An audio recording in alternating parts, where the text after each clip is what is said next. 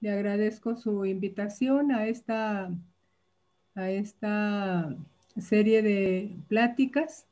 Muy buenas tardes a Manuelito, a Juanita, a Yasmín y a Huawei Y5 2017. Pues vamos pues a empezar con la... Buenas tardes, doctora. Buenas tardes. Vamos a empezar con la plática. Va a tener como unas 2 o 3 tónicas un poco diferentes que luego buscamos enlazarlas. Con lo primero que vamos a empezar es con ese alto en el camino, que muchas veces es importante hacer en ese camino que vamos recorriendo a lo largo de la vida. Ver lo que somos, cómo nos sentimos, qué hemos realizado, cómo me he sentido en este transcurrir del tiempo, lo que fuimos en otro tiempo, lo que soy ahora. Es importante eso, al menos a mí se me hizo para exponer esto y empezar, porque esto que estamos haciendo es precisamente eso, darnos un tiempo para nosotros. El tiempo va modificando las circunstancias, va modificando lo que vivimos, tanto a nivel personal como a nivel colectivo. Entonces, esas experiencias que hemos vivido desde que podemos recordar o desde que nacimos o incluso desde que estamos en el vientre, algunas de ellas las hemos hecho conscientes y mientras más hemos crecido, pues ha habido mayor conciencia de ellas. En ese devenir del tiempo es importante, ¿por qué ahorita? Porque aunque el tiempo cambia muchas tradiciones que hablan del desarrollo humano, que hablan de la iniciación, tradiciones a veces tan antiguas como puede ser la tradición de nuestra institución, que es la Gran Fraternidad Universal. Sin embargo, a pesar de esos cambios, sigue vigente y se mantiene en cada momento presente las bases y los fundamentos. Eso se me hace importante para empezar. Anteriormente, para poder ingresar a estas instituciones en donde busca el ser humano conocerse y ser mejor y colaborar con la vida de otra manera más consciente, más completa, en otras ocasiones se le exigía al que deseaba entrar, se le exigían que conociera claves, se les exigían pruebas, se le pedía determinados medios específicos. Ahorita, en estos tiempos, que es la era de Acuarios, pues sin menoscabo de lo fundamental de las tradiciones, se hace al público, se comparte las experiencias y en eso estamos. Ya no, las claves y los medios específicos siguen manteniéndose, pero lo importante es que este conocimiento se está abriendo ya cada vez más al público, sobre todo a ese público que le interesa, a ese público inquieto. ¿Por qué se están abriendo? Porque los maestros, que son seres estudiosos, con una gran experiencia e iluminados espiritualmente, fueron entendiendo, comprendiendo, y así lo hicieron saber, que el ser humano trae dentro de su complejidad las estructuras suficientes para ir desarrollando sus propias potencialidades, sin necesidad de nada ajeno, sin necesidad de estímulos externos, sino solamente tomando en cuenta su calidad de ser humano. Esto pues ha hecho que para ir conociendo todo esto, vamos a conocer un poco los fundamentos. Negar el principio de que dentro del ser humano está toda la potencialidad que puede desarrollar, pues es negar un principio filosófico, un principio fisiológico y un principio de la sabiduría tradicional. Porque, repito, esto se va a desarrollar o se está desarrollando por los seres humanos sin necesidad de estímulos externos, sin necesidad de otra cosa más que el trabajo propio sobre sí mismo, sobre su cuerpo, sobre sus emociones, sus pensamientos, sus hábitos, etc. Entonces, hablaremos un poco de lo que nos ha comentado en alguna ocasión nuestros maestros y maestras, el ser humano. El ser humano tiene o está formado, el ser humano como concepto, está formado de esas dos partes que es ser y humano. Como humano, todos somos muy diferentes. Como ser, todos tenemos el mismo origen, venimos de donde mismo y nos dirigimos hacia la misma fuente. ¿Y por qué estamos aquí? ¿Qué hacemos aquí? ¿Hacia dónde nos vamos a dirigir? ¿Y cómo lo vamos a realizar? Eso es algo que no todo mundo conoce. No todo mundo incluso se pregunta. Y para irnos preguntando y haciendo esas preguntas y contestándolas, vamos a ir un poco sobre esos fundamentos que les comento. Entonces, en la medida que esas experiencias van haciéndose y enriqueciendo al ser humano, entonces el ser humano va a ir comprendiendo que está hecho de determinados elementos. Cada vez va a ir conociéndose un poco más. Y en la medida que se va conociendo más, le va a ser fácil o más fácil conocer también a los que le rodean. Y poco a poco va a ir encontrando que el propósito de la naturaleza, porque nosotros somos parte de la naturaleza y la naturaleza está dentro de nosotros. El propósito de esa naturaleza es irse haciendo consciente de la fuente de donde viene y saber la fuente a donde regresa. Bien, entonces vamos a ir viendo pues que todos los seres humanos vamos a ir a lo largo del camino en un momento o en otro respondiendo a esa inquietud que solo puede nacer desde el fondo de nosotros mismos. ¿Quién soy? ¿Qué estoy haciendo aquí? Yo he escuchado personas que dicen, pues yo no pedí venir aquí, yo no le pedí a mis padres que me trajeran, etcétera. Claro, son etapas de evolución que tienen esas almas, porque todas las almas, y aquí me atrevo a meterme a ese concepto de alma, todas las almas tienen sus propias experiencias que necesitan. ¿Y qué es el alma?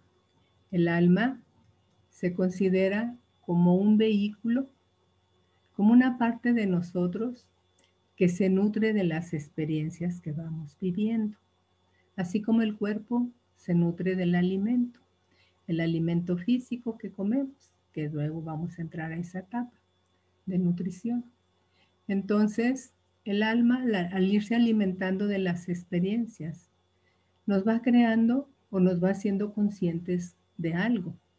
Y esa conciencia que se va desarrollando en base a las experiencias que vamos viviendo, esa conciencia es la que les digo que nos va haciendo hacer cada vez más consciente de nosotros mismos, entender las experiencias de los demás seres humanos que nos rodean y cada vez entender más el sentido de la vida y para qué estoy aquí y hacia dónde voy. De tal manera que esa conciencia, esa alma, viene siendo la conexión que se realiza entre lo que es el ser y lo que es la persona, lo humano. De tal manera que esa alma, mientras más consciente esté de las experiencias que viva, o mientras esas experiencias le nutran más a su alma y vaya desarrollando la conciencia del alma, se va a ir haciendo más consciente del sentido de la vida. Y mientras más consciente del sentido de la vida, entenderá qué hace, por qué le toca vivir esto, por qué viven los demás las cosas que viven, conocer mejor a los que le rodean y en un momento determinado esa conciencia va a establecer, es como un puente, va a establecer la comunicación entre el ser que somos y la persona que vivimos en el aquí y el ahora. Mientras más conciencia haya, mientras esa alma esté más nutrida y sobre todo esas experiencias sean de una calidad más fina, entonces ese puente entre el ser y lo humano será cada vez más claro, más nítido y pudiéramos decir que ese ser humano está iluminándose. De esta manera, pues, para conseguir ese tipo de experiencias de que hablo, que sean más claras, más fuertes, que facilite, tendríamos que hacer que nuestros vehículos, tanto el físico como el emocional, el mental y el energético, se mejoren sus facultades de una manera natural para que las experiencias que vivan entonces sean más conscientes y de mejor calidad. Para realizar esto, tendríamos que ir haciendo con cada uno de nuestros vehículos lo que hemos hecho primeramente con el vehículo físico. Nutrirlo. Nutrirlo cada vez de una mejor manera. Facilitar que este vehículo se mantenga lo más saludable posible. Prevenir algunas cosas que puedan ser prevenibles. Y entonces los órganos y los sentidos estarán más afinados para que las experiencias que viva las pueda tamizar, reflexionar o nutrir mejor el alma. Así como el alimento a nivel físico son los nutrientes, a nivel emocional también tenemos el alimento. Y el alimento a nivel emocional vendría siendo el amor, la comprensión, el afecto sincero, el apoyo o la solidaridad. Así como a nivel físico, pudiéramos a veces no nutrirnos adecuadamente y enfermarnos por la forma en que nos alimentamos, también a nivel emocional puede ser que también nos enfermamos porque no estamos nutriendo esa parte emocional y entonces el cuerpo energético empieza a tener obstáculos para expresarse de una manera clara.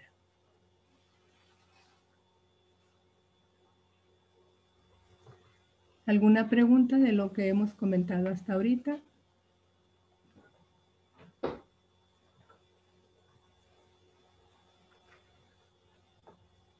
Muchas gracias. Entonces, continuamos. Una pregunta, doctora. Dígame. En el caso de la salud, ¿la mente qué papel juega? O sea... Para allá voy. Para allá voy. Ok, gracias. Para la mente. Entonces, estábamos hablando del vehículo físico, del vehículo emocional, energético. Un cuerpo físico para todas sus funciones, desde la más sencilla a las más complicadas que puedan ser del sistema nervioso, por ejemplo, o del sistema endocrino, necesitan de energía. Entonces, esa energía, ¿de dónde sale?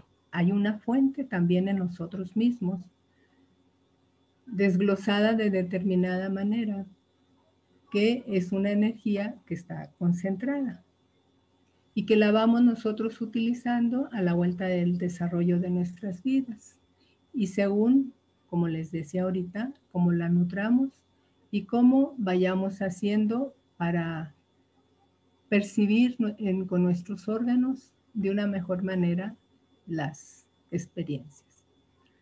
A nivel emocional también se necesita de esa fuente de energía que está concentrada.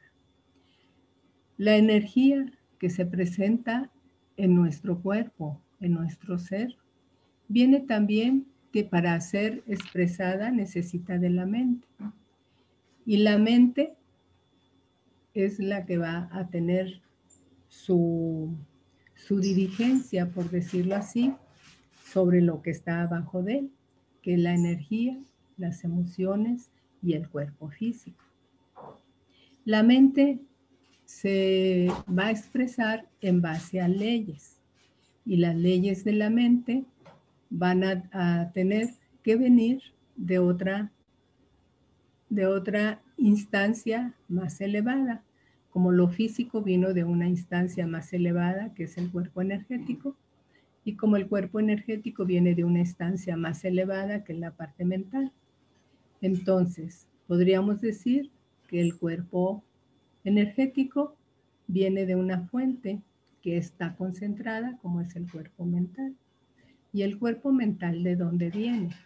También viene de una fuente que está concentrada para poder dar origen o lugar a la mente y sus leyes. Cuando entremos en el punto de la mente y las leyes universales, allí vamos a encontrarnos con una paradoja, porque si hablamos de la mente, vamos a estar hablando de la parte racional. Y la parte racional tiene que ver con la parte científica. Entonces, la parte científica pues ha tenido su evolución, como ha tenido su evolución la humanidad. Sin embargo, desde el comienzo de la humanidad, en los años o en las épocas o en las eras antiguas, ya se empezaba a vislumbrar una paradoja en este campo, que las paradojas son aparentes, porque finalmente en la medida que vamos entrando en ellas y conociéndolas, se resuelve. Y la paradoja es que cuando aquellos primeros primates veían la naturaleza, ellos empezaron a relacionarse conociendo algunas cosas, manejándolas, pero había otra parte que desconocían porque no sabían de dónde venía, y entonces le empezaron a poner un tinte misterioso, y esa parte misteriosa en aquellos tiempos fue una parte oculta para la mayoría, pero los que estaban más avisados y podían percibir, por ejemplo, los ciclos lunares, el movimiento de las estrellas, ver los signos cuando iba a venir las lluvias, las tempestades, etc. Entonces, en aquel tiempo, pues estamos hablando de la mente, ¿verdad? En aquel tiempo, donde podríamos decir, el primordio de la mente, tenía esas dos visiones, lo que era claro o racional y lo que era oculto, misterioso, y se le empezó a dar el nombre de religión. A lo mejor en un tiempo no le llamaban religión, a lo mejor en un tiempo le llamaban los dioses, el dios de la lluvia, el dios del agua, el dios relámpago, etc. Bien, siguiendo en esta cuestión de la mente y sus leyes, fue avanzando y evolucionando el ser humano, y también con ello fue avanzando y evolucionando la ciencia. Y entonces esta parte oculta y misteriosa pasó por la etapa de los brujos, de los magos de aquel tiempo, el ser humano buscaba congraciarse con los dioses bondadosos y buscaba el apoyo de ellos para contra los dioses que le podían afectar. Y entonces fue evolucionando, yéndome hacia eras. Pudiéramos decir que llegó el momento donde se instala la ciencia, fue desarrollando, encontrando, haciendo descubrimientos, de tal manera que la ciencia llega actualmente a conocer todas las facetas posibles de la naturaleza, de la vida en la naturaleza, que es la que nos rodea. Sin embargo, la parte religiosa también llegó un momento donde fue afinando cada vez más su visión y entonces, en base a esos conocimientos que la ciencia estaba desarrollando, fue también desarrollando su forma, sus dogmas, sus estructuras, hasta llegar a la religión como nos la pudieron haber inculcado nuestros padres. Que por cierto, ahorita pues hay muchísimas religiones, pero finalmente vamos a ver qué diferencia hay entre religión y ciencia y vamos a ver cómo se resuelve esa paradoja. Mientras más se estudia los científicos todas esas facetas de la naturaleza, va a llegar un momento donde topen con algo en donde esa naturaleza encuentran de dónde viene y encuentran que viene de una fuente única.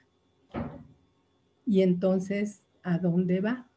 Porque vive ciclos y esos ciclos son repetitivos, pero no son iguales.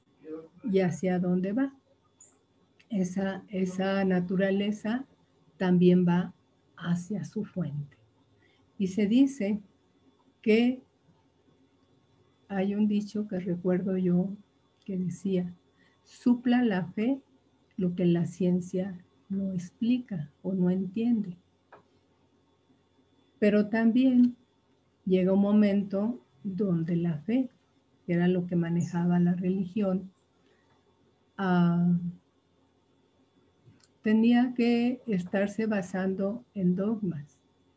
Pero la fe termina cuando la ciencia empieza a explicar los fenómenos que en un tiempo parecían ocultos o misteriosos. Entonces llegamos pues a una conclusión en que la religión propone la fe como un recurso insustituible para salvar el enigma que siente el ser humano sin saber por qué o a qué o para qué está en esta vida. Entonces ahí viene la fe, pero la religión busca respuestas que generalmente o que las tiene o las da para después de esta vida, para después de muertos, que sabrá Dios si sí o si no.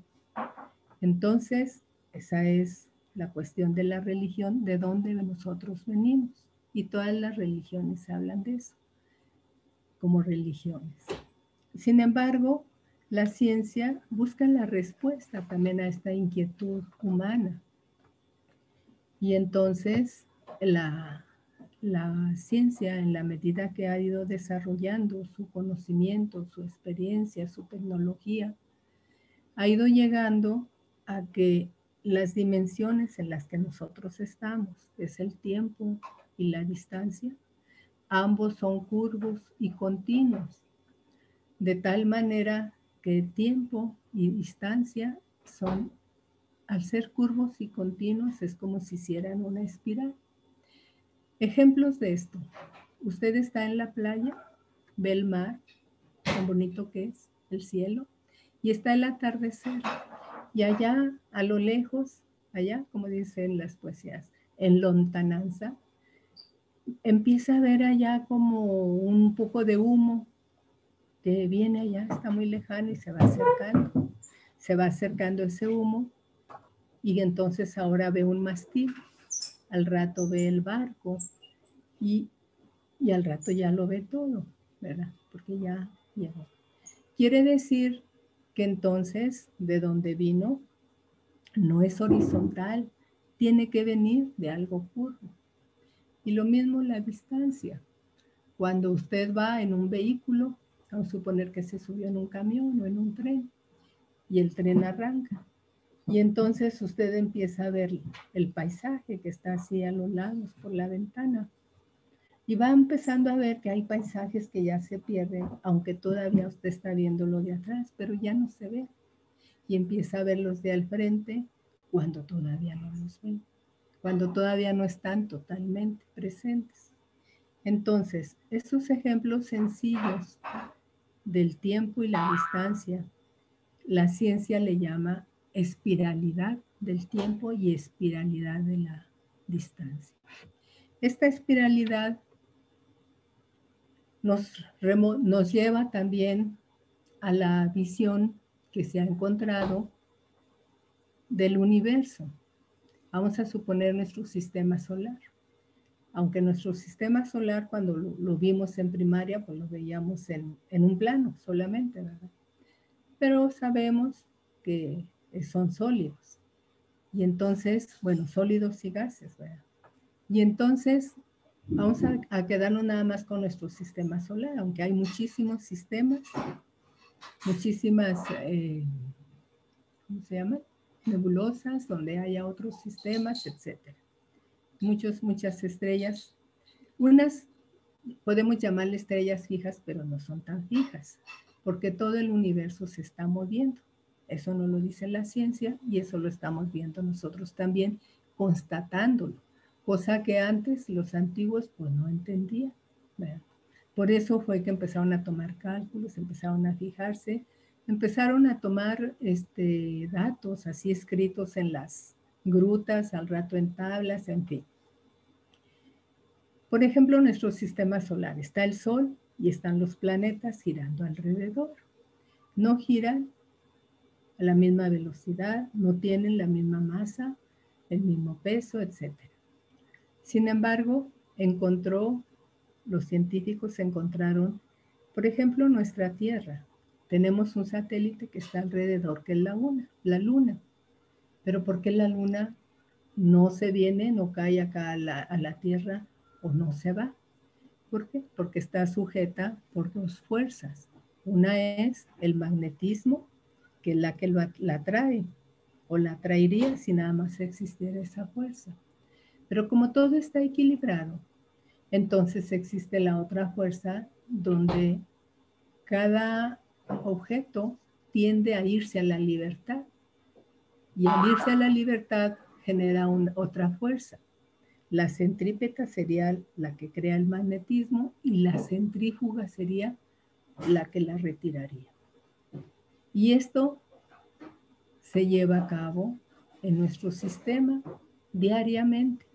Y el Sol también tiene su camino, va recorriendo, porque también se va moviendo a lo largo del universo. Y conforme va moviéndose el Sol, los planetas van moviéndose alrededor de él, de tal manera que esas dos fuerzas que hablamos, que es la centrípeta y la centrífuga, están generando un equilibrio porque siempre están alrededor del Sol, pero no cierran el ciclo, por eso se dice que forman una espiral.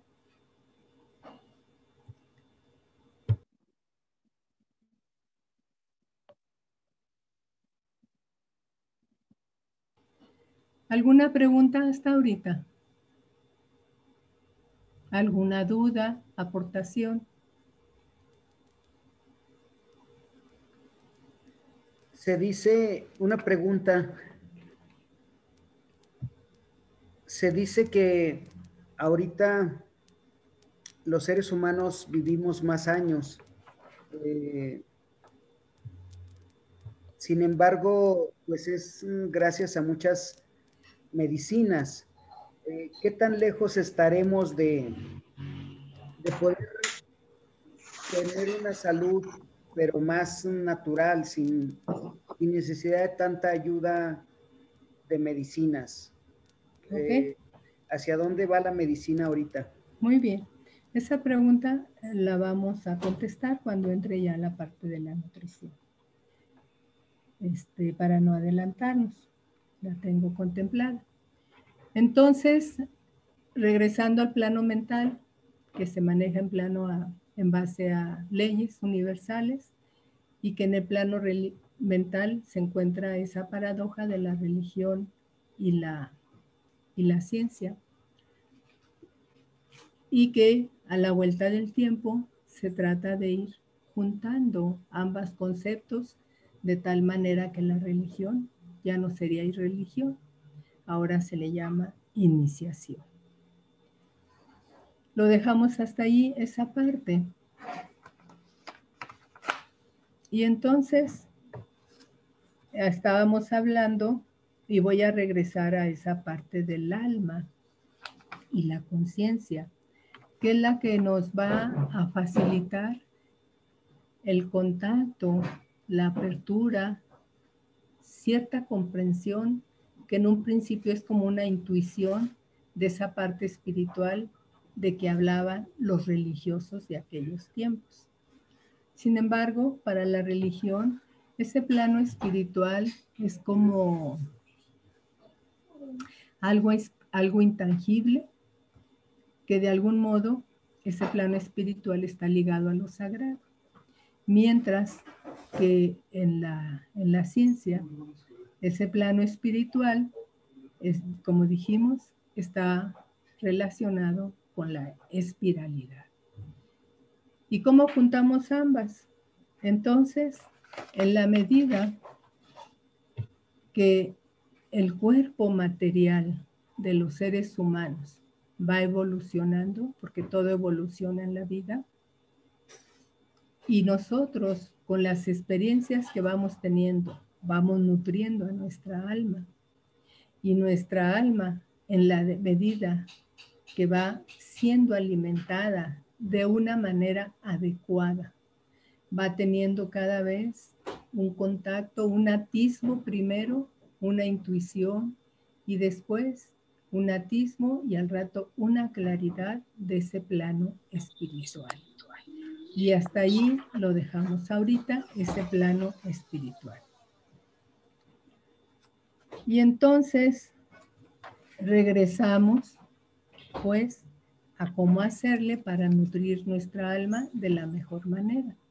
Si decimos que se nutre de las experiencias, y que las experiencias pueden ser físicas, emocionales, mentales, porque también la mente se nutre, y como se nutre también se desnutre, también puede padecer hambre, como puede padecer el hambre física, o también puede estar desnutrido o malnutrido.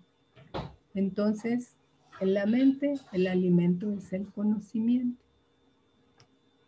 Un conocimiento precisamente que tenga que ver con las bases científicas. Y para ir entendiendo la función de nuestra alma, dijimos que es un vehículo que se encuentra haciendo contacto de lo que somos como persona y nuestro ser, que viene siendo el que está en contacto con la parte espiritual. Como persona, ya sabemos que la palabra persona viene de máscara.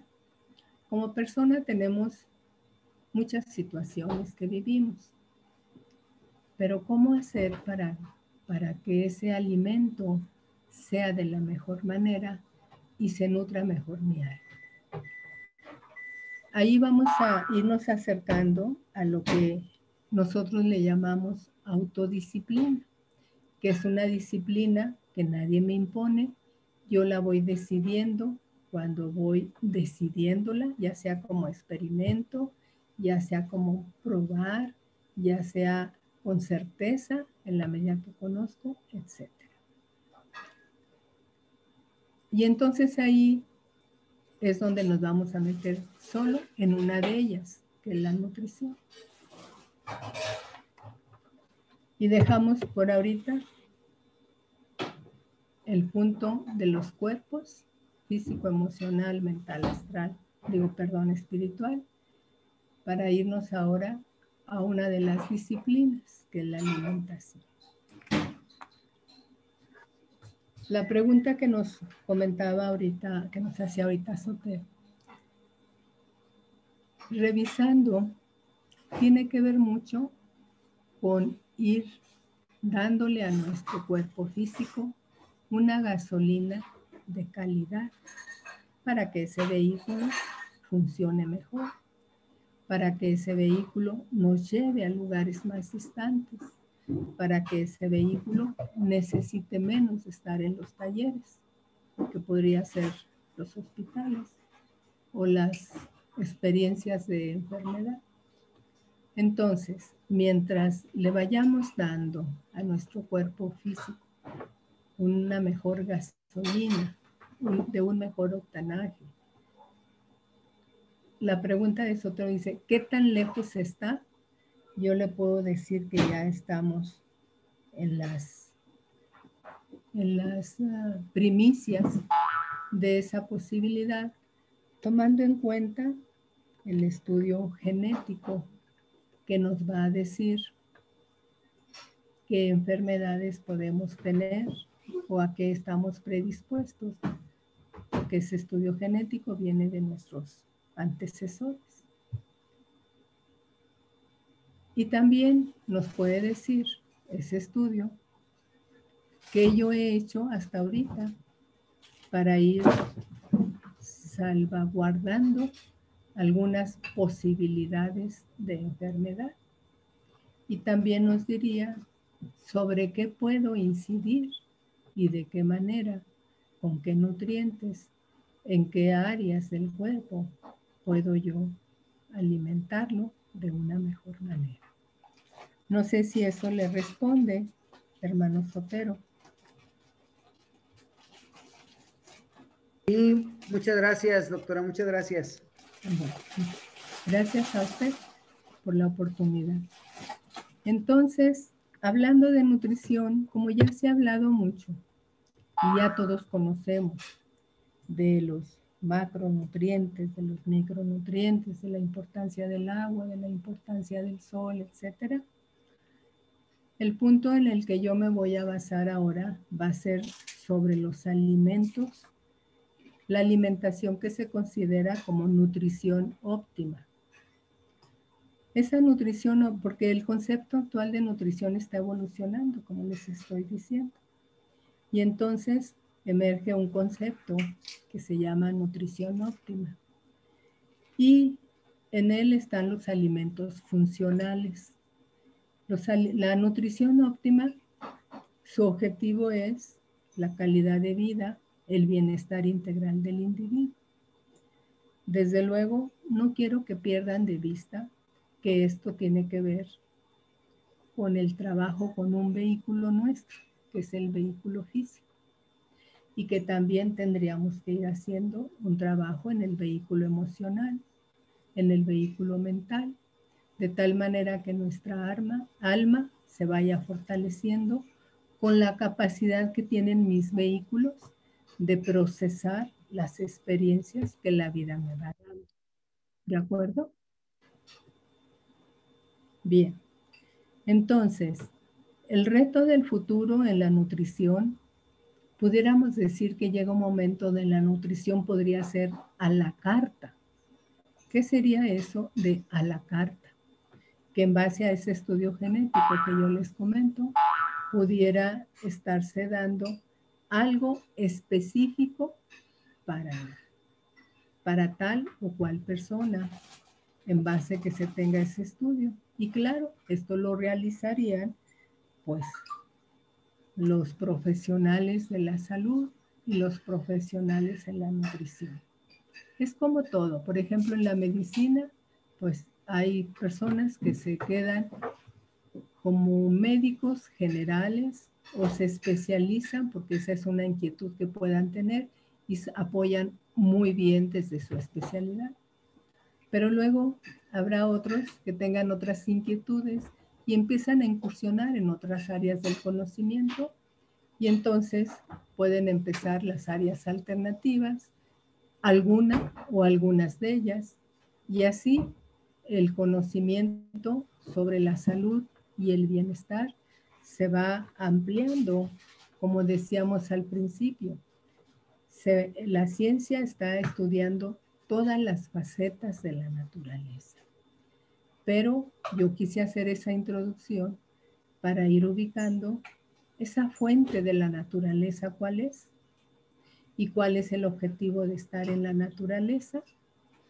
¿Y por qué, como seres humanos, podemos en un momento determinado tener inquietudes, dudas, o a lo mejor habrá gente que ni siquiera se pregunta para qué está aquí viviendo? Otras pueden estar renegando porque pues, me trajeron sin yo querer, yo no quiero esta vida, en fin, a lo que yo decía al principio. ¿Alguna pregunta hasta aquí? Muy bien. Es que no veo, pero quien quiera preguntar puede tomar el micrófono.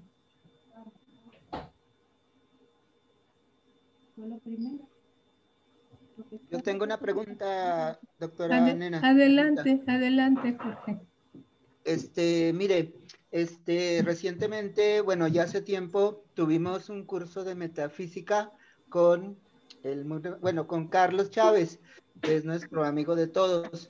Y allí en el curso de metafísica se manejó lo que es la meditación. Y él nos comentó que a través de la meditación se podría, bueno, no solo una vez, sino con el tiempo, se podría sanar un órgano a través de la meditación. ¿Usted qué opina o si es cierto esto? Gracias. Estoy totalmente de acuerdo, porque la meditación viene siendo precisamente uno de los alimentos del cuerpo mental y del cuerpo mental en lo superior, en sus esferas superiores que están más en contacto con la parte espiritual. Finalmente, las enfermedades de que adolecemos como humanidad no son cosas que se presentan al azar. Todas tienen sus causas y las causas no son solamente a nivel de física, a nivel de la naturaleza física.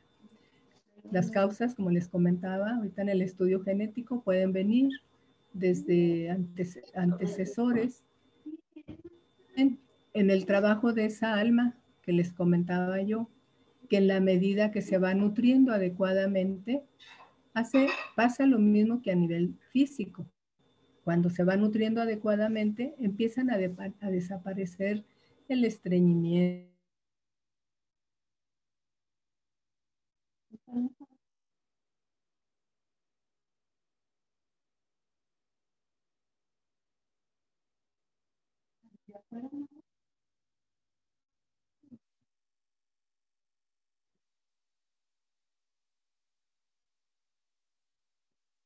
De las cosas presentes.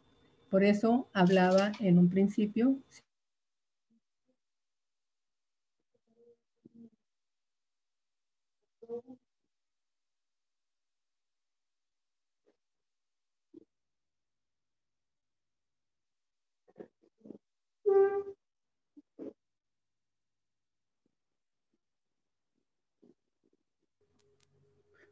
Como que se detuvo su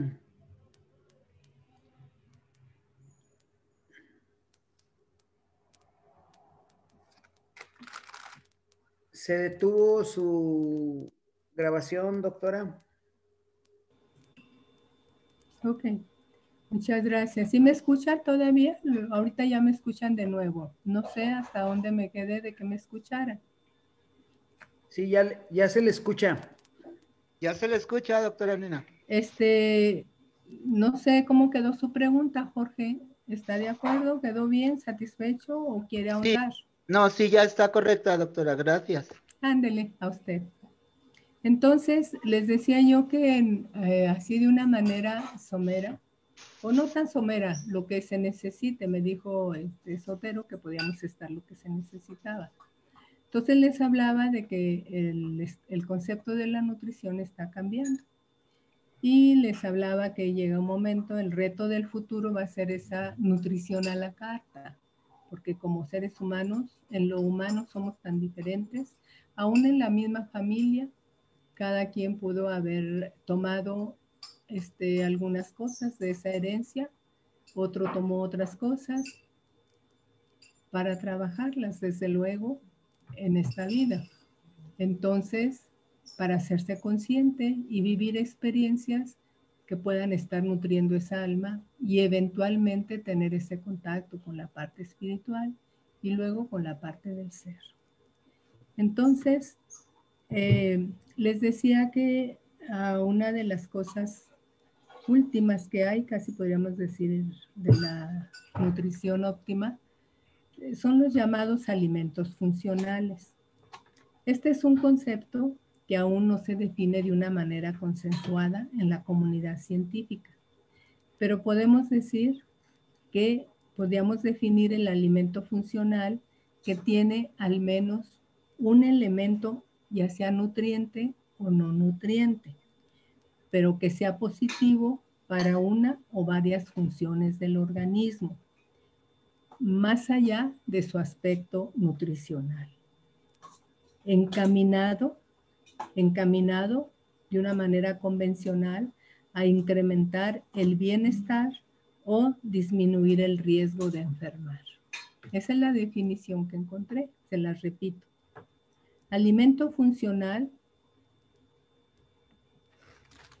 es aquel que contiene al menos un elemento nutriente o no nutriente, positivo para una o varias funciones del organismo, más allá del aspecto nutricional convencional, encaminado a incrementar el bienestar o disminuir el riesgo de enfermar.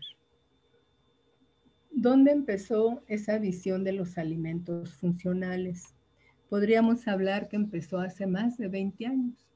Ahorita estamos en el 21, yo creo que diríamos por alrededor del 2000. ¿Y dónde empezó? En Japón.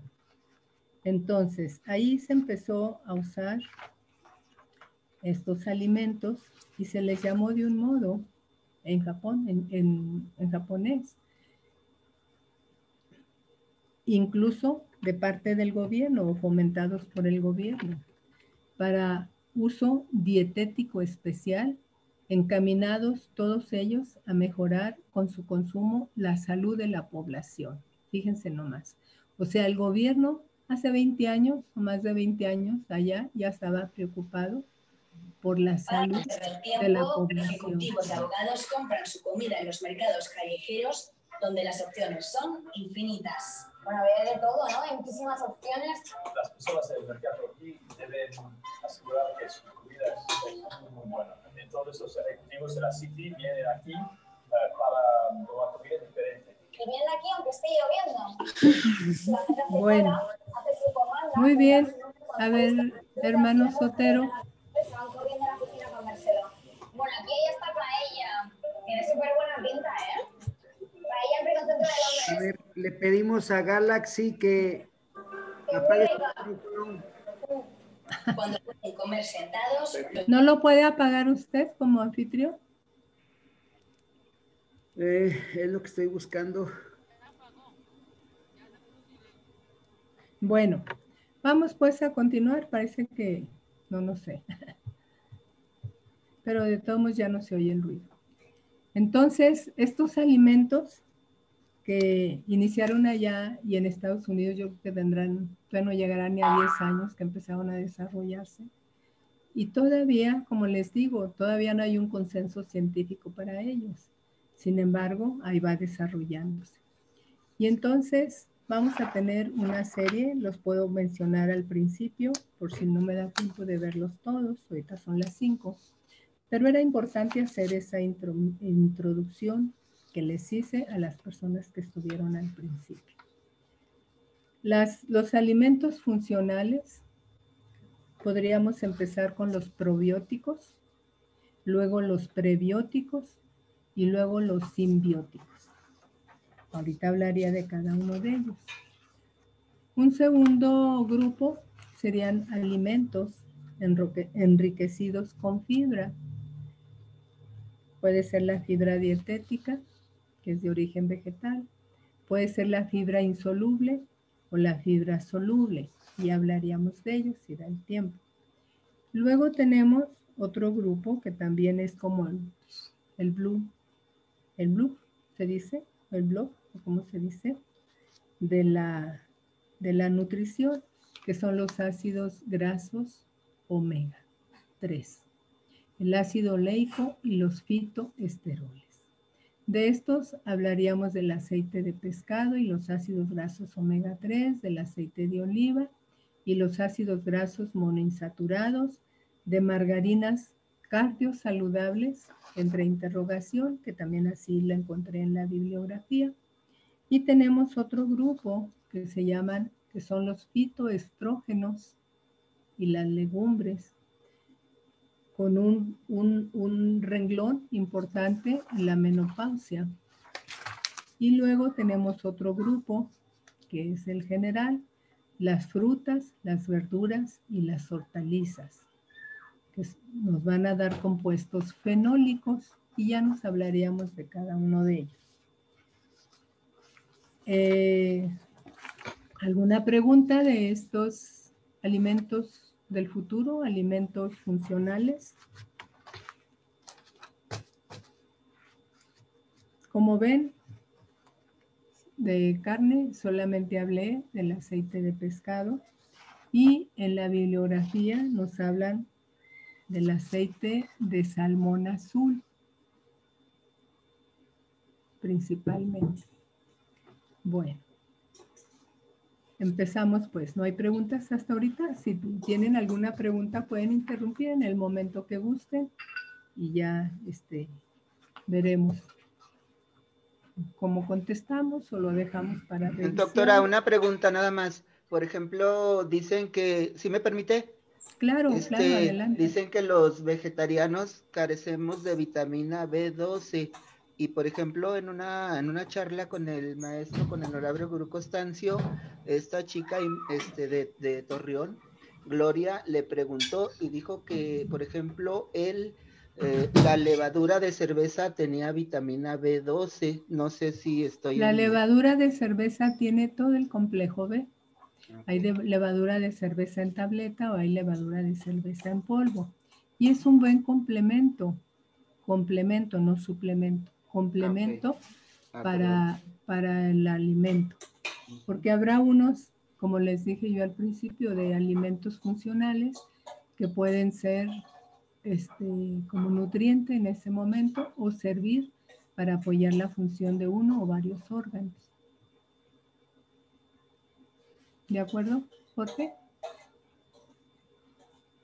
Gracias, doctora. Sí. No hay de qué, Jorge.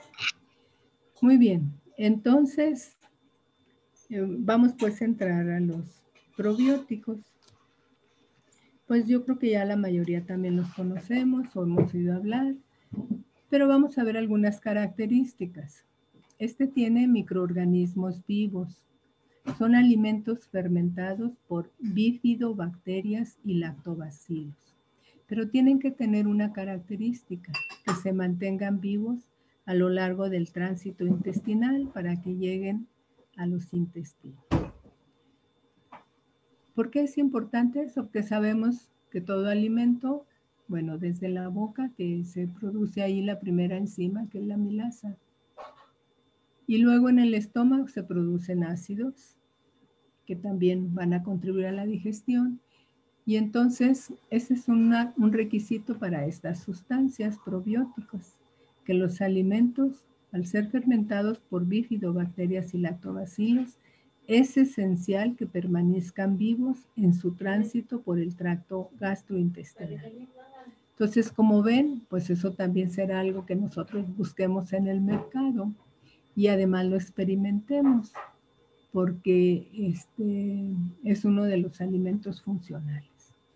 Tiene acciones muy diversas. Disminuyen la intolerancia a la lactosa, previene y acorta las diarreas, sobre todo en los infantes, que es muy frecuente que los infantes tengan fiebre y no saben de qué y empieza el rato con diarrea y son por los que le llaman rotavirus. Entonces ahí les dan de los bacilos y eso ayuda mucho. También potencian la inmunidad, favorecen también el equilibrio de la flora intestinal. Esa flora intestinal, yo creo que si nos hiciéramos todos un estudio, estaría alterada en una mayor o menor porcentaje en todos. ¿Por qué? Pues el estilo de vida que hemos tenido a lo largo de la vida, el estrés que hemos vivido en muchos tiempos de la vida, que ese estrés produce una hipersecreción de ácidos, sobre todo en el estómago, la alimentación que no siempre ha sido muy buena. Y bueno, estamos buscando favorecerla y hacerla mejor, pero tampoco no tenemos todavía la última, ¿cómo le dicen? La última, pues lo último de alimentación, como les digo, todavía está en proceso. Entonces, tiene también una acción benéfica en enfermedades alérgicas. Recordemos que ahora en la medicina hay un cambio también en la alimentación en los lactantes.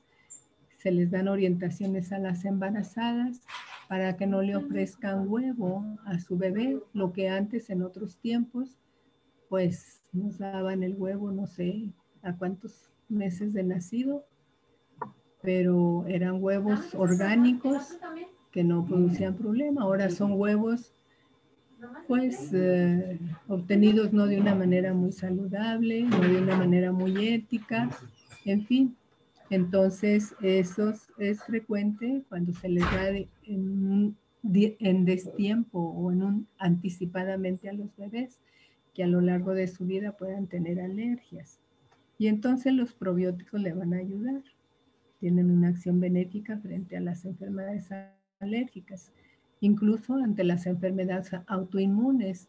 Las enfermedades autoinmunes va más allá de las enfermedades alérgicas, es cuando ya se hace uno alérgico, por decir así, a componentes, porque las enfermedades alérgicas generalmente se hace algo externo, pero en las autoinmunes se hace alérgico a algún componente de sus propios tejidos, imagínense, o de sus propios órganos o de sus propias células, por eso se llaman autoinmunes. Y también los probióticos tienen una acción benéfica incluso ante el cáncer. ¿Alguna duda de probióticos? Así es en forma general, porque no nos va a dar tiempo luego de ver todos. Pero pueden hacer una pregunta si lo desean, o complementar un comentario, un reclamo también, si gustan, lo que desean. Sí, doctora.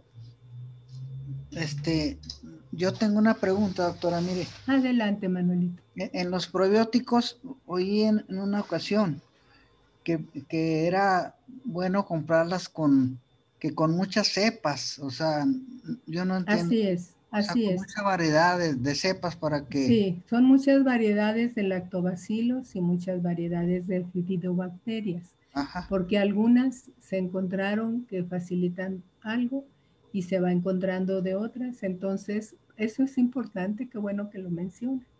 Eso es muy, muy importante. Y si no, de todos modos, la idea es probar con unos, luego buscamos otros. Nosotros podemos revisar las etiquetas y ver, ahí mencionan cuáles son los microorganismos que tienen. Así Pero es. aquí en Durango, doctora, ¿dónde los venden? ¿O dónde? Pues no, eso sí no. Pues yo creo que en las farmacias se conocen como, ¿cómo se llama? Nutricéuticos, algo así. Ahí puede preguntar en algunas farmacias como nutricéuticos. O también puede hacerlos con bacilos. Está el que se hace con hongo, que no sé tampoco yo cuál es la diferencia, pero sé que tiene también acciones porque son probióticos. Entonces hay un hongo también que se alimenta con agua y ¿cómo se llama? piloncillo. Ujú. Yo antes, hace mucho tiempo, hacía yo mis yogures con los bacilos, con los lactobacilos, y se me desarrollaban tanto que ya me ponía yo a regalar. Todavía hace poco creo que regalé algunos. Ahorita ya no he hecho, pero hubo mucho tiempo donde yo hacía mi yogur y lo utilizaba a diario y me Ah, ayudó mucho. sí, porque parece ser por lo que he leído, bueno, más bien lo que he oído, pues así en Sí, YouTube. es cierto eso de que es bueno que sea de varias cepas, pero Ujú. cuando no lo encuentra, pues puede probar de uno y luego prueba el otro y se fija Otro. bien en la etiqueta, en fin. Lo adecuado es eso, que sea de varias cepas, porque en los estudios se han encontrado que unos son más útiles en un tipo, todos son útiles, todos son probióticos, pero para ser más completo, pues ¿cómo se dice? Que ubique una amplia gama de acciones, ¿verdad? Porque de eso se trata. Pero si no lo encuentra, pues el que encuentre está bien. Hay uno muy frecuente que en aquellos tiempos yo lo recomendaba y lo recetaba, que es el sinuberase. Ahorita pues ya hay muchos otros así en el internet, usted puede estar y meterse, informarse y solicitar ese de amplio espectro. ¿Ok? Muy bien, Gracias a usted. Vamos gracias. a ver ahora, no hay de qué, de los prebióticos. Los prebióticos son fibras vegetales especializadas. Actúan como fertilizantes, o sea que estimulan el crecimiento de bacterias sanas en el intestino.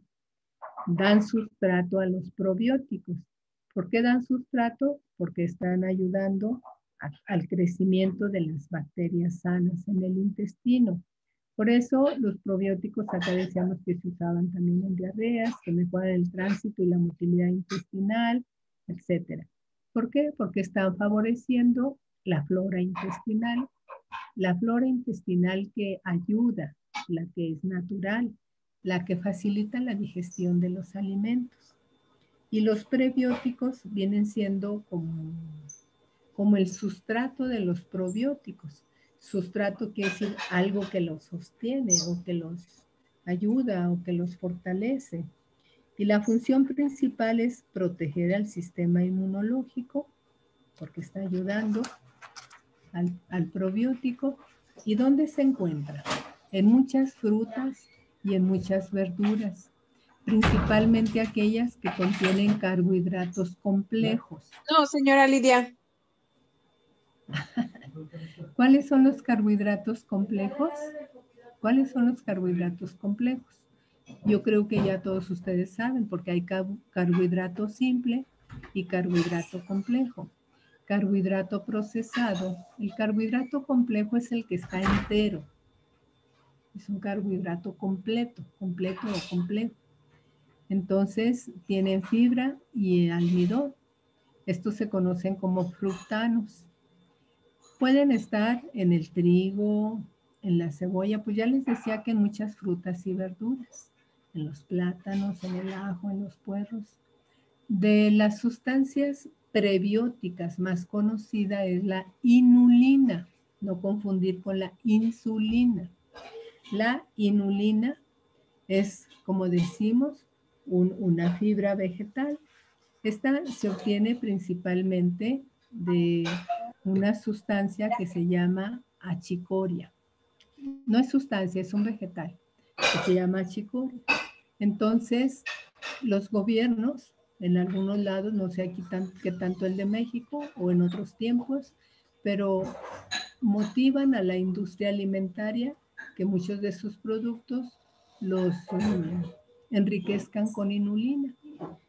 Pues ya nosotros tenemos tiempo que en alguna ocasión nos orientaron de que era bueno que viésemos cuando comprásemos las cosas, revisar las etiquetas para ver lo que contiene, para ver los porcentajes de lo que contiene y cada vez irnos enterando más de lo que comemos o consumimos. Entonces, repito, los prebióticos es una fibra soluble que es una parte fundamental, porque decimos que es el sustrato del probiótico de una dieta sana. ¿Ok? Otras acciones de los prebióticos están en diarreas por infección, en estreñimiento. También se ha usado previniendo osteoporosis o ayudándole porque incrementa la biodisponibilidad del calcio. También se utiliza en la ateroesclerosis, en las enfermedades cardiovasculares, porque la ateroesclerosis es cuando se forma una capa que se llama ateroma en la pared interna de los vasos, arterias, arteriolas, y entonces produce un problema severo.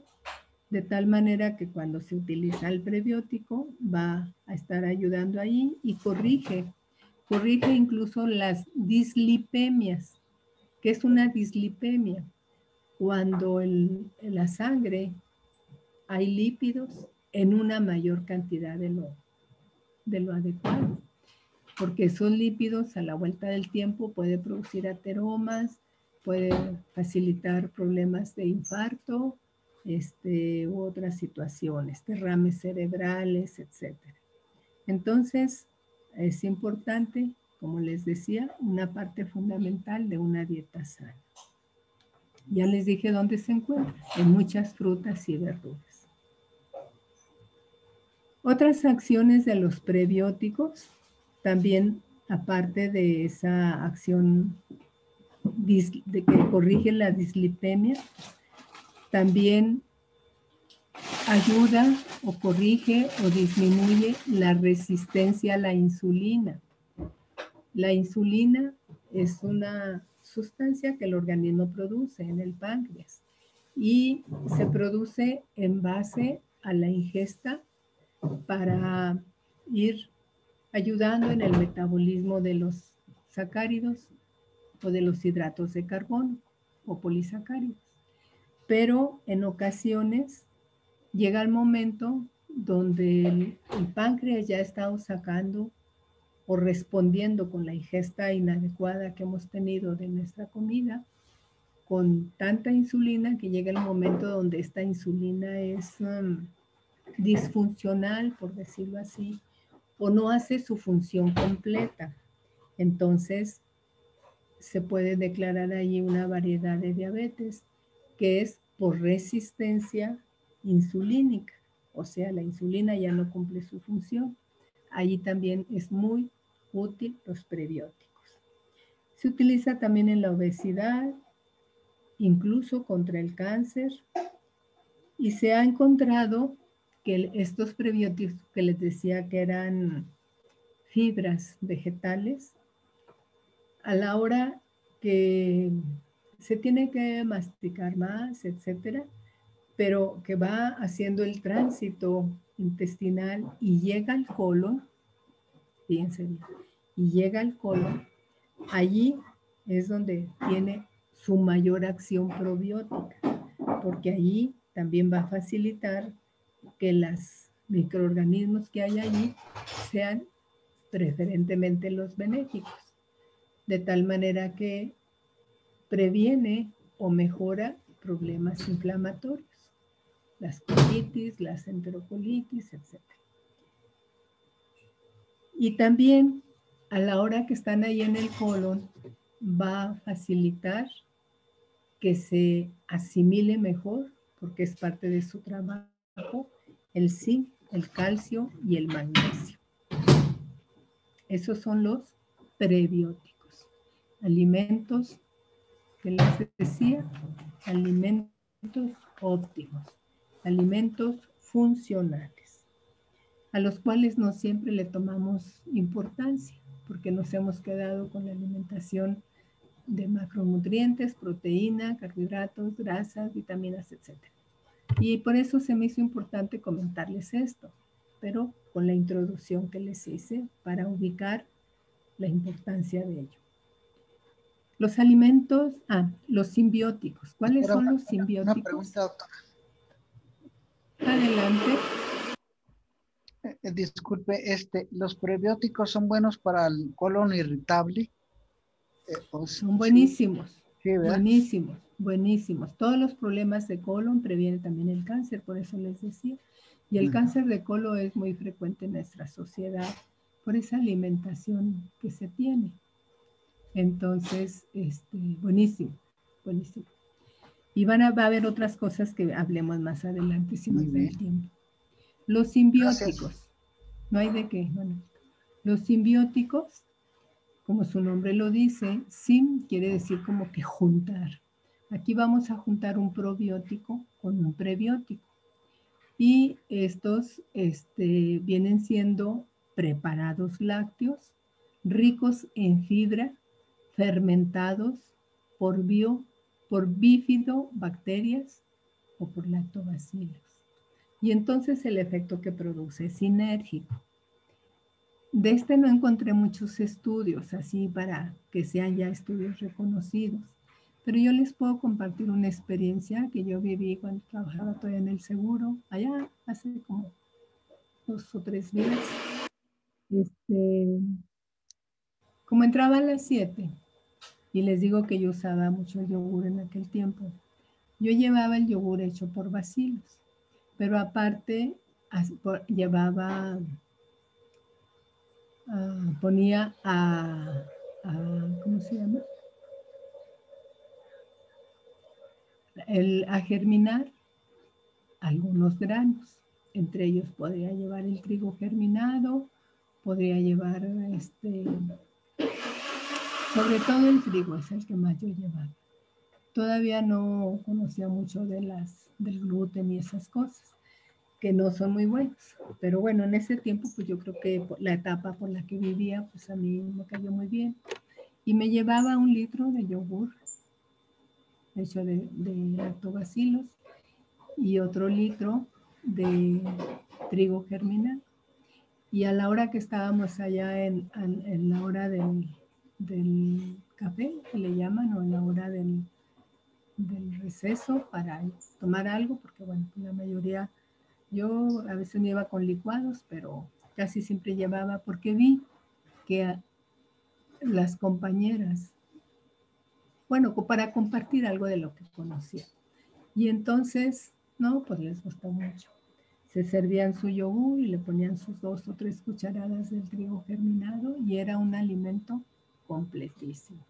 Porque imagínense, el trigo germinado, y el trigo en aquel tiempo no era un trigo como el de ahora.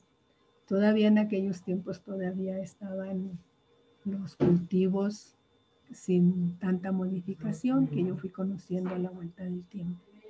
En fin, esos son los simbióticos, donde se unen las dos cosas.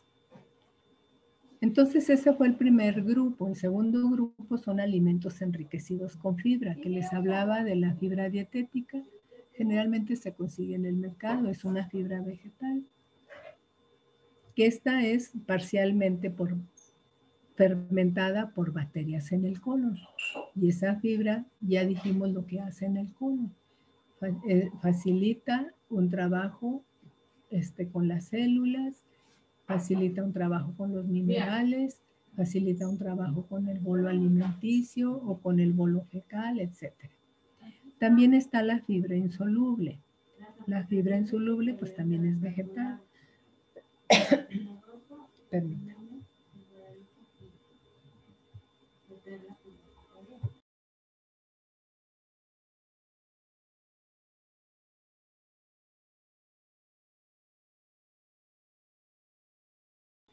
Entonces, la fibra insoluble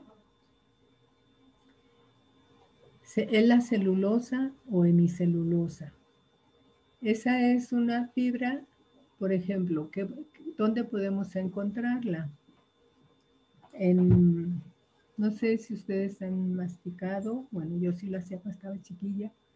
Por ejemplo, la sandía, yo me comía hasta la cáscara de la sandía, o el melón. Me comía el melón como fruta, la rebanada y todavía me masticaba también la cáscara. Entonces eso tiene mucha celulosa y tiene hemicelulosa. Entonces incrementa el bolo fecal, estimula la motilidad intestinal, aumenta la excreción, fíjense bien, aumenta la excreción de ácidos biliares. Los ácidos biliares, si aumenta la excreción, quiere decir que estos no se recogen de nuevo para formar colesterol, sino los elimina. También tiene propiedades antioxidantes. Y desde luego, este tipo de fibra pues necesita masticarse con más calma y eso ayuda mucho, masticarse adecuadamente.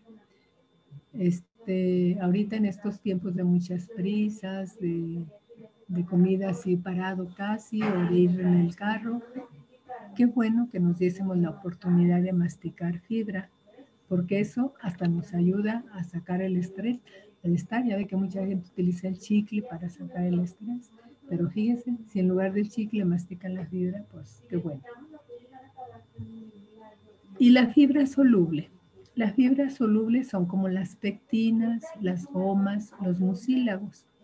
Nosotros en nuestros platillos usamos mucho de ellos. Por ejemplo, la chía es un mucílago, las semillas de linaza, sobre todo cuando ya las licuamos, las podemos remojar y licuamos. Y algunas son también otras hemicelulosas. Su principal acción que es atrapan agua, forman geles viscosos y esto facilita a lo largo del tránsito intestinal que disminuya también la absorción de ácidos biliares. De tal manera que disminuye en la sangre los niveles del colesterol y los niveles de triglicéridos. Reduce también la insulinemia postprandial. Yo les decía que cuando uno come es un estímulo normal para que el páncreas secrete la insulina, pero cuando viene acompañado de fibra ya no se secreta tanta insulina. Se secreta insulina cuando se consumen muchas calorías vacías, donde vienen en los panes, sobre todo si es pan blanco, en los azúcares, en los refrescos, en las galletas. Permítanme un segundito.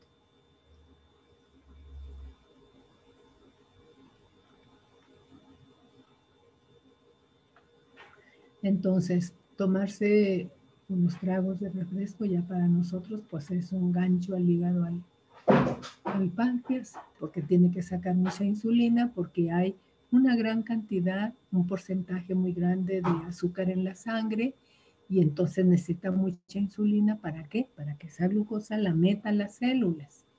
Pero cuando hay fibras de este tipo, entonces ya ese gancho al hígado ya no fue gancho al hígado, ya fue parte del alimento y entonces el páncreas va a ir secretando insulina poco a poco, despacio, conforme los requerimientos del cuerpo va necesitando para ir, porque la glucosa a la hora que se metaboliza los elementos, los carbohidratos, toda tiene que ser metida en las células, guardada, utilizada, porque las células son las que la necesitan, sobre todo las células del cerebro, trabajan con la glucosa. Por eso, pues se les orienta también a las mamás que no les den tanto dulce a los niños, porque los hace hiperactivos. A los adultos, pues también. En fin, bueno. Entonces, eso es con respecto a las fibras solubles. También tiene otra cosa de las fibras solubles, para que no se crean que todo es así color de rosa, pero bueno.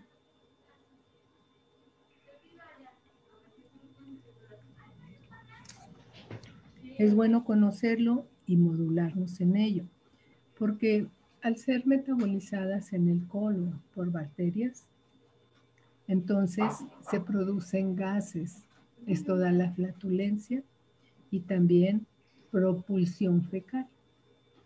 Entonces, para que se mida, pueden combinar las fibras, pueden, etcétera, para que hagan el efecto positivo y no vivan tanto este efecto negativo. Siguiente grupo de alimentos funcionales. Los ácidos grasos o los ácidos omega, entre los cuales se encuentra el ácido oleico y los fitoesteroles.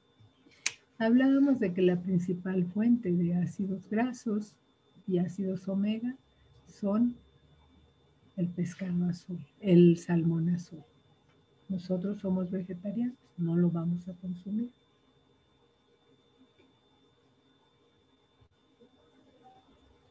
Pero hay otras sustancias que puede también tener, como el ácido oleico o los fitoesteroles, que también pueden cumplir una función parecida o análoga a la de los omega 3, que serían función antiinflamatoria. O sea, fíjense bien que la inflamación, déjenles comparto. La inflamación del cuerpo, así digamos a nivel sistémico, es como un efecto de mucho estrés. Usted vive una vida llena de mucho estrés, no practica meditación, no hace ejercicio para canalizar el estrés, no se alimenta adecuadamente, júrelo que esas enfermedades inflamatorias se van a presentar de diferente manera en diferentes órganos con diferentes manifestaciones. Entonces, los ácidos omegas le van a ayudar porque son agentes antiinflamatorios los omega 3, antiarritmogénicos, o sea, ¿qué es la arritmia? La arritmia cardíaca. Pues es cuando uno está acelerado, que les comento eso del estrés, y llega un momento donde hay una gran descarga enérgica y el corazón tiene que responder y entonces hay taquicardias, es cuando aumenta la frecuencia, pero a veces llega a caer en arritmias.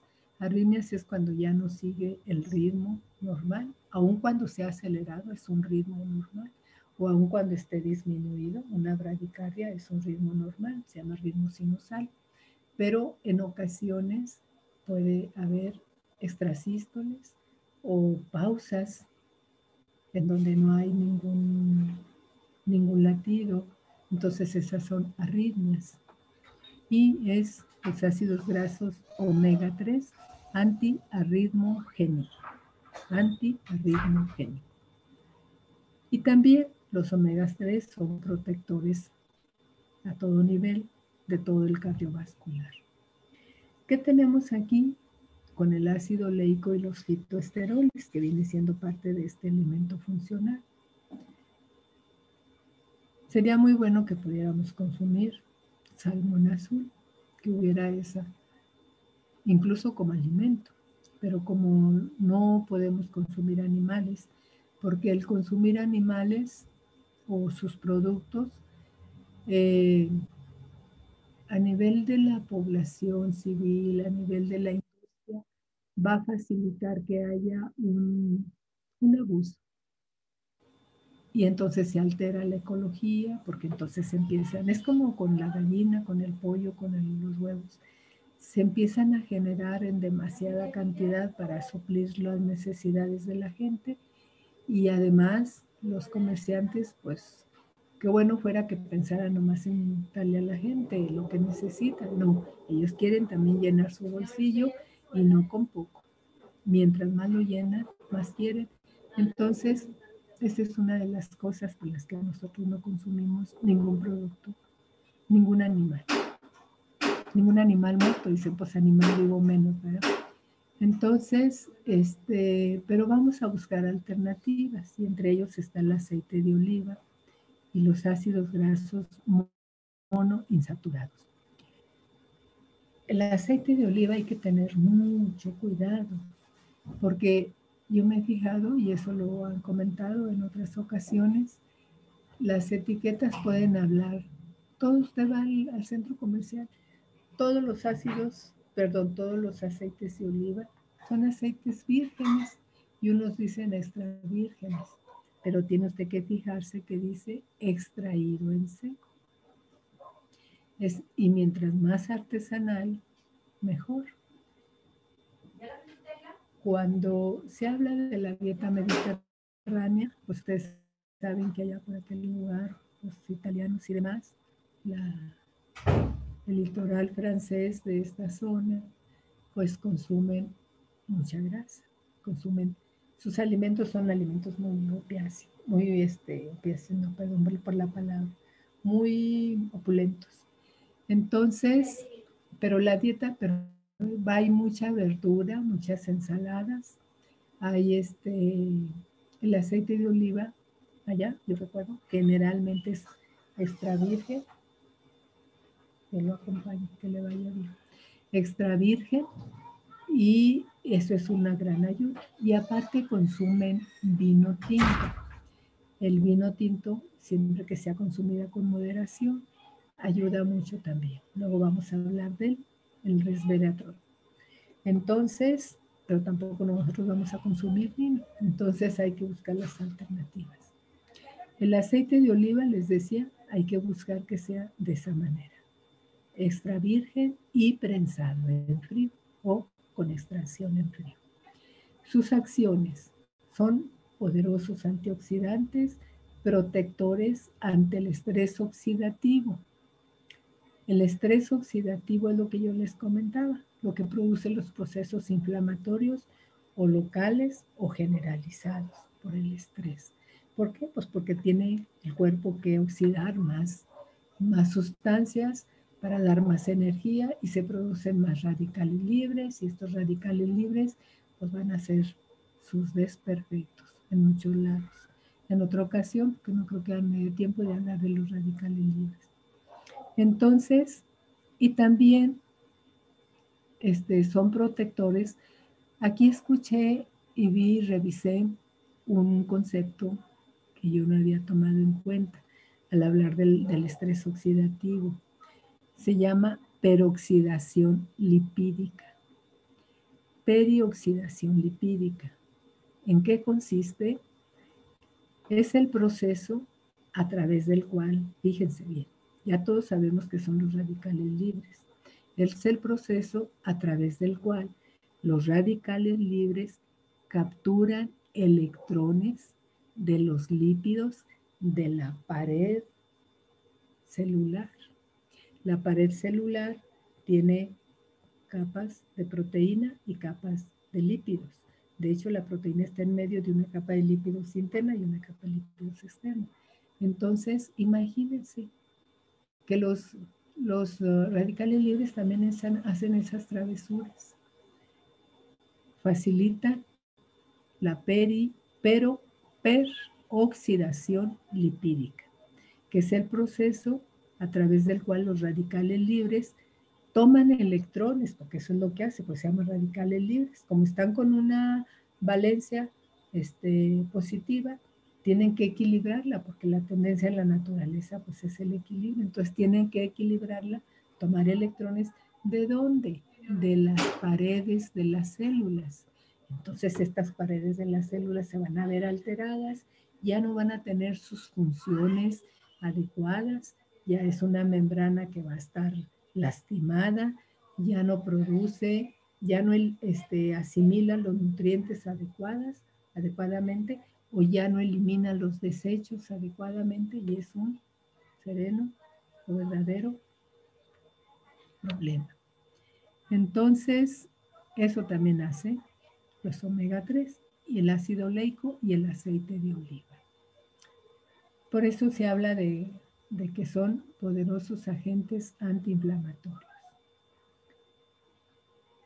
Otra cosa que encontré sobre el ácido oleico, dice, es de las pocas sustancias conocidas capaces de inducir la elevación de la fracción de alta densidad en la sangre.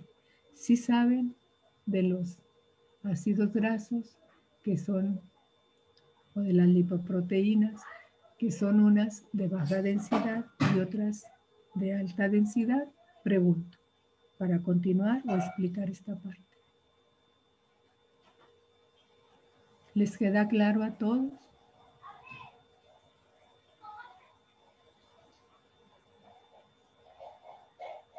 Bien, entonces el ácido oleico es de los ácidos grasos monoinsaturados.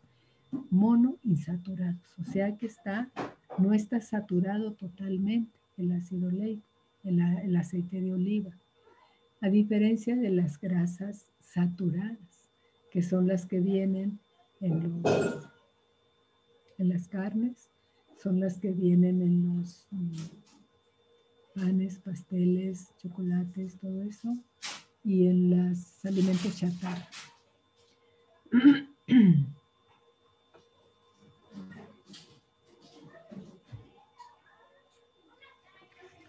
Es de las pocas sustancias conocidas capaz de inducir la elevación, por decirlo así, del colesterol bueno. ¿Sí? Tiene que tener un valor normal, que es de 40 a 60 miliosmoles por litro. Entonces, vamos a suponer que no tiene eso, que está muy bajo. Entonces, hay un predominio de las de baja densidad, que es el colesterol malo, y hay problemas. Entonces, eso es con respecto al aceite de oliva, que es nuestra alternativa de alimento funcional.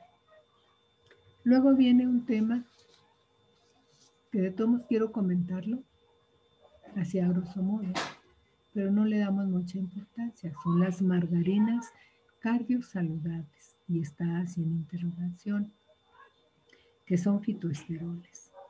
O sea, también vienen de plantas, que no les he hablado de animales más que del omega 3. Entonces, las margarinas cardiovasculares saludables, así se llaman a los esteroles vegetales que están presentes en las semillas de las leguminosas. ¿Cuáles son las leguminosas? Las que vienen en vaina. Frijol, ejote, chícharo, garbanzo, esas leguminosas. Entonces, ¿cuál es su función? Inhiben la absorción tanto del colesterol de la dieta, o sea, lo que usted puede estar consumiendo, por ejemplo, un huevo, queso, etcétera, como el endógeno, porque al consumir, al estar en el proceso de la digestión, también hay un colesterol, hay que produce el hígado y que está almacenado en la vesícula y que lo vierte ahí en el duodeno junto con las enzimas, y entonces estas sustancias, igual que las otras que hemos mencionado, disminuye o facilita la eliminación del colesterol, tanto endógeno, o sea, el que produce su hígado, como el que venga en los alimentos. Y repito, vienen en las semillas de las leguminosas. Como tienen un sabor no muy agradable cuando se trabajan de tal manera que nada más se va a sacar los esteroles vegetales, entonces la industria le ha dado o le ha complementado el sabor con aceites vegetales, como puede ser el aceite de girasol, el aceite de maíz, el aceite de oliva. Por eso se habla de que es mucho mejor una margarina que una mantequilla, porque la mantequilla tiene grasas saturadas y la margarina está así, ¿verdad? Y así es como se presenta al consumidor. Pero bueno, otra de las cosas negativas que tienen estas margarinas es que disminuye, esa sí se ha constatado en estudios, se dice que hay una menor absorción de los betacarotenos cuando estamos consumiendo de estas margarinas. Y los betacarotenos pues, son muy importantes, ya veremos por qué. Entonces, se sugiere tener mucho cuidado, sobre todo en las mujeres embarazadas, del consumir estas margarinas, de las mujeres embarazadas o en los lactantes, en los bebés o cuando hay problemas de salud. ¿Alguna duda hasta ahorita? ¿Pregunta, comentario, reclamo? Bueno, vamos a seguir con otro grupo de los alimentos funcionales, que son los fitoestrógenos y las legumbres. Hemos oído hablar que incluso yo recuerdo haber leído artículos donde decían que no era tan seguro, pero ahorita ya hay estudios, les digo que todo esto comenzó en Japón, y de ahí se extendió mucho eso de usar compuestos de soya para la menopausia. No sé si ustedes llegaron a oír eso o incluso usarlo. Las personas que ya están, nosotros que todavía tenemos 15 años o 20, pues todavía no las hemos usado. Pero a lo mejor algunas personas pudieron, sin embargo, no es lo mismo cuando se toman las pastillas o los componentes comerciales que cuando se consume en alimento, que es lo que estamos aquí diciendo. ¿Verdad? Entonces, los fitoestrógenos son moléculas de origen vegetal. Tienen una estructura similar a los estrógenos, que produce de una manera natural el ser humano. Y digo el ser humano porque también los hombres producen, pero no en la cantidad de las mujeres. De tal manera que estas sustancias de origen vegetal actúan como agonistas. ¿Qué palabra quiere decir? Agonistas parciales de los receptores de estrógeno. Entonces, por eso se puede usar cuando la persona ya no está formando la misma cantidad de estrógenos. Y tienen una acción muy importante los estrógenos. Si ustedes saben o han oído que cuando ya la persona, sobre todo en la mujer, que es la que produce mayor cantidad de los estrógenos, ya no los produce, entonces su sistema óseo va a empezar a, ¿qué diríamos? Pues a padecer ese sistema óseo, porque ya no están los estrógenos actuando o va disminuyendo la cantidad de estrógenos y entonces los huesos se van debilitando hasta llegar a producir una osteoporosis. Por eso son importantes los fitoestrógenos, ya que tienen una acción en el sistema óseo, que es reducción de la osteoporosis. Si todavía está en osteopenia, pues con mayor razón. Y si está en cantidades normales su calcio, ya tiene 15 o 20 años multiplicados por los números que usted quiera, pues le puede ayudar esto. También las moléculas, los fitoestrógenos, también tienen una acción muy importante para la mama y para la próstata, caballeros. ¿Cuál es? Que disminuye la incidencia de cáncer. ¿Y dónde se encuentran los fitoestrógenos? En las legumbres. La mayoría, si es que no en todas, en mayor o menor grado. Como puede ser la alfalfa, así es de que hay muchas aguas de alfalfa combinadas con lo que usted quiera. Judías. Las judías son como ¿cómo se llaman? Los patoles y los frijoles, ¿verdad? Judías, el frijol poroto, los garbanzos, las habas. Todos estos producen gran cantidad de fibra, aparte de estos fitoestrógenos. Pero aparte nos dan micronutrientes. Todos los micronutrientes son vitaminas o provitaminas. Y en este caso está la riboflavina, el ácido fólico y vitaminas del complejo B. También nos dan minerales como son el zinc, el cobre, el selenio, el hierro, también tan importantes para los huesos. Y nos dan también otras sustancias que no son nutrientes en sí, que se llaman taninos, pero se ha encontrado una acción antioxidante, y las saponinas. Entonces, pues sabemos que las legumbres es una de las principales fuentes de alimento para la mayoría y para nosotros también.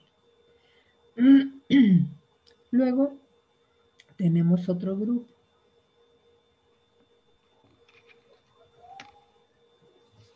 Frutas, verduras y hortalizas. Y aquí todos se encuentran los compuestos fenólicos. Los compuestos fenólicos son sustancias fitoquímicas, o sea, son sustancias químicas que vienen de las plantas.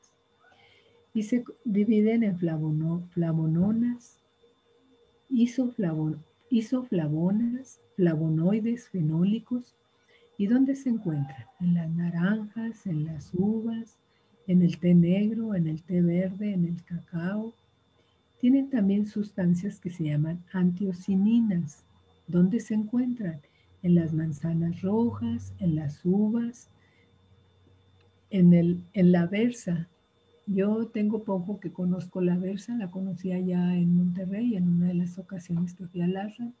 Es una especie, es como una lechuga, pero es una hoja así como muy olanuda, y con esa se hace un jugo verde muy rico y aparte pues está comiendo cosas muy ricas, muy buenas, muy nutritivas.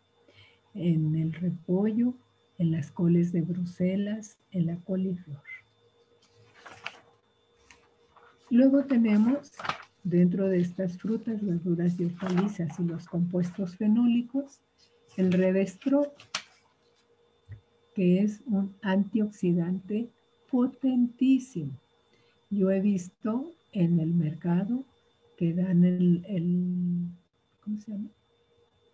El aceite de uva, que dan compuestos que están hechos de la cáscara de uva, porque bueno, el vino tinto se hace de la uva y principalmente de el mosto y todo eso. Por eso les decía que la alimentación mediterránea, pues los consumidores no se enfermaban de muchas cosas porque aunque comían muchas cosas, consumían el aceite de oliva extra virgen y prensado en frío, o sea, lo más artesanal posible. Y aparte, vino tinto, pero vino tinto en cantidades moderadas. Esto encontré también que ¿cómo les diré? Como que las autoridades sanitarias y el gobierno no le dan tanto la luz verde al vino tinto, pero ya todo el mundo sabe. ¿Por qué? Porque para las personas generalmente se van a los extremos y entonces son consumidoras de alcohol, a veces de una manera abusadora, y bueno, pues entonces ya nos están ayudando mucho. ¿Cuáles son las acciones? Inhibe la agregación plaquetaria. Las plaquetas se van a agregar produciendo coágulos cuando las plaquetas es una parte que compone a la sangre. La sangre está formada por los glóbulos rojos, los glóbulos blancos y las plaquetas. Pero las plaquetas tienen que ver cuando en la pared interna de los capilares menores, de los vasos menores, vénulas o capilares, o arterias, incluso o arteriolas, en la pared interna, hay alguna, ¿cómo les diré? Como que la superficie de la pared interna de todos los vasos debe ser lisita. ¿Por qué? Pues porque está pasando líquido, entonces debe de ser así, de una textura lisita. Pero cuando hay algo un proceso inflamatorio, algo que produce una cierta fisura, una cierta inflamación, algo que eleve, algo que altere esa lisura de la pared interna de los vasos, entonces empieza a facilitar que las plaquetas se empiezan a agregar ahí, se van juntando y forman pues una bola de plaquetas. Esa puede llegar a producir, si se queda ahí, pues es un ateroma, aparte de la grasa y lo que pudiera haber. Pero el problema es que si se van juntando unas plaquetas, va a estar ayudando a más, y más plaquetas se juntan, y más plaquetas, y entonces va a disminuir el número de plaquetas circulantes porque está habiendo ahí un problema de acumulación, de agregación plaquetaria. Y entonces, eventualmente, y a veces no tan eventual, a veces frecuentemente, se desprende y es cuando se convierte en émbolo, porque ya es como una masa de algo sólido que va circulando por la sangre. Vamos a suponer que si la luz del vaso sanguíneo es amplia, pues ahí va el émbolo. Pero va a llegar un momento donde ese vaso se va haciendo más chiquito hasta que llegue a capilares, y entonces obstruye el paso y entonces se produce la embolia, porque obstruye y ya no pasa. ¿Dónde hay embolias? Pulmonares, cardíacas, o sea, en el corazón, y cerebrales. Entonces, por eso el resveratrol es importante, es un protector cardiovascular porque inhibe la agregación plaquetaria, inhibe la oxidación, fíjese bien, inhibe la oxidación ahora de las grasas o lipoproteínas de baja densidad. Las de alta densidad decíamos que era el colesterol bueno, pero si hay colesterol malo, del que le llaman malo, entonces se va a oxidar con facilidad y ya dijimos que va a producir las oxidaciones, radicales libres. Y ya dijimos los radicales libres qué tanto problema van a ocasionar, inflamación por todos lados y aparte empiezan a deteriorar la pared de las células. Entonces inhibe la oxidación de este colesterol malo. Tiene una acción por ello antiinflamatoria importante y tiene también una acción anticancerígena. Las frutas, verduras y hortalizas, que es el grupo del que estamos hablando, producen vitaminas y provitaminas. Proteínas como la B12, Jorge, ácido fólico, luteína, que sobre todo está en los tomates, las provitaminas, que son los que van antes de las vitaminas. Por ejemplo, hay dentro de las provitaminas sabemos, por ejemplo, para tener la vitamina D, el cuerpo produce la provitamina, o sea, pero con la exposición al sol en nuestra piel, entonces va a facilitar que esos tocoferoles vayan a producir la vitamina D. Lo mismo en los flavonoides. Hay flavonoides que van a dar luego la vitamina A y entonces con estas provitaminas facilita. Tienen también una acción antiproliferativa, como en el caso de antiagregante plaquetario. Tiene una acción antiinflamatoria, antimicrobiana, pero algo muy importante, que regula la homeostasis lipídica.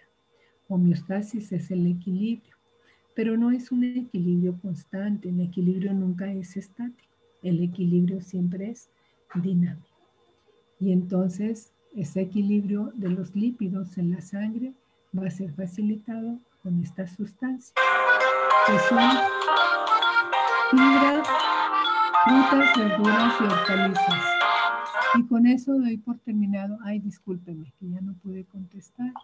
Con eso doy por terminado el tema, porque ya son las 6. Y estos son los probióticos o alimentos funcionales. Si les